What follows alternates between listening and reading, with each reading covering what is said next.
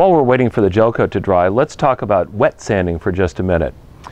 Wet sanding is nice because you don't get any airborne debris. Everything stays in the water, and it also sort of cleans the sandpaper as you're going so that your sandpaper doesn't load up with the stuff that you're grinding off the surface.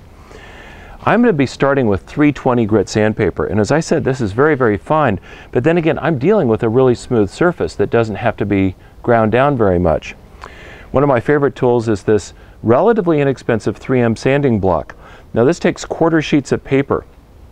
One of the things to remember about sandpaper is you see a lot of people who'll take a sheet like this, they'll fold it, then they'll fold it a second time, and they'll use it to sand, and there are a couple of things wrong with that. One is that if you use your hand as a sanding block, you tend to put pressure on certain parts of the paper and not on others, and basically you wear out the paper where your hand is. The second thing is you're taking two pieces of sandpaper and putting them together, so they tend to grind all the abrasive off before you actually have a chance to use it. So in this case, I'm going to tear this into quarters, and then we're going to load it into the sanding block. Now what's nice about this block, it's made out of sort of a dense rubber, is that when you open it up, it has these teeth inside which grab the sandpaper. So I open it up with one hand, stick the sandpaper in like that, then straighten it out a little bit and pinch it down, and that causes the teeth to grab the paper.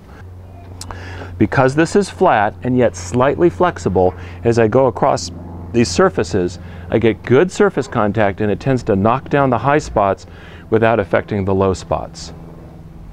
Okay, so to do a little wet sanding, I've got a hose so that I can rinse, and I have a very kind of soft pattern on this nozzle so that when I use it, it doesn't spray all over the place. And then I've got a bucket.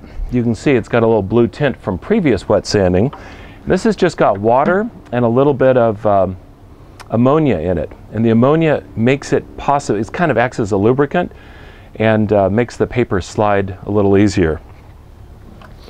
So I've got an area in here which has got some pretty fine scratches. It's not too bad.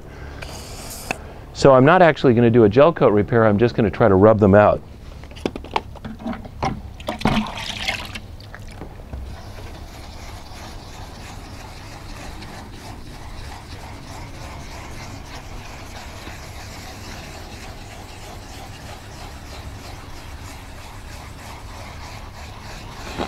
I want to make sort of a random pattern with my sanding so that I don't create scratches in any one particular direction.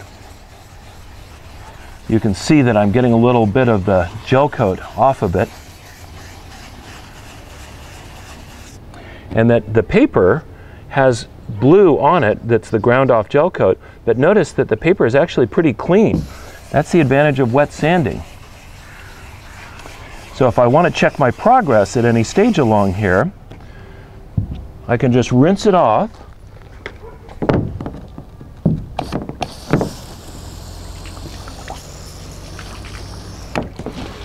And one thing that's usually pretty clear, we'll see if it happens here, see how the water's beating up down here on the glossy surface, but it's sticking to the area where I did the wet sanding. That's because I put tiny little scratches into the surface of the fiberglass, which make the water sheet very evenly. And boy, when you feel this, it's extremely smooth. It'll dry kind of dull, but by doing that little bit of wet sanding, what I've done is flatten out the high spots of the hull. So let's see what the area looks like now that it's dried. Remember, we took a fairly smooth, glossy fiberglass surface. We've now sanded this with 320, and it ends up being extremely smooth to the touch. You can see a couple of areas where you might consider them holidays, where I've missed some areas, but it's uniformly sanded.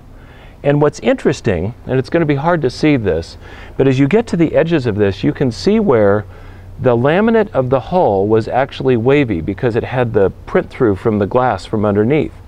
And what I've done by sanding it is I've actually knocked down the high spots of the gel coat. So this area is actually flatter than the shiny area around it.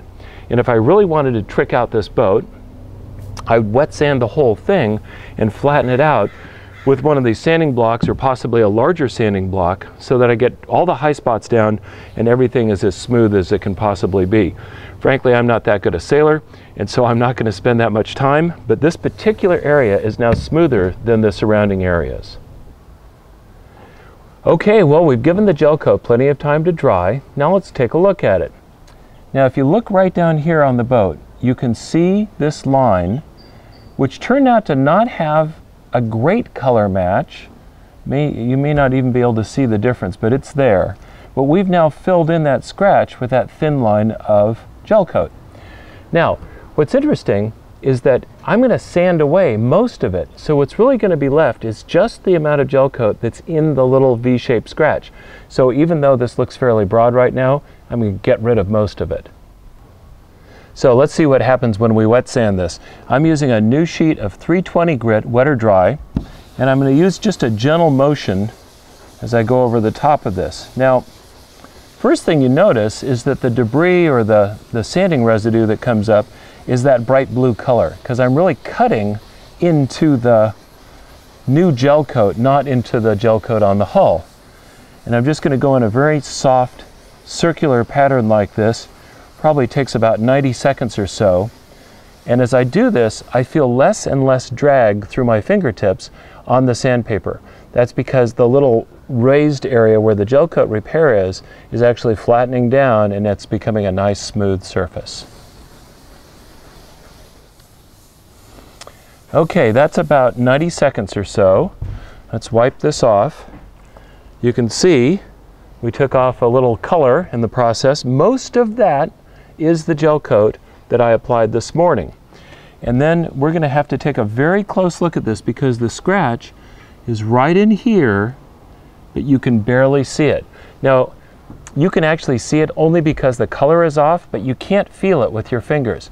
It's sanded so flat that that scratch is pretty much gone. So, over the course of a couple of days, we've filled probably 20 or 30 small cracks like that on this boat. Now it's time to buff out the boat and to finally put a coat of wax on it and put it back in perfect condition.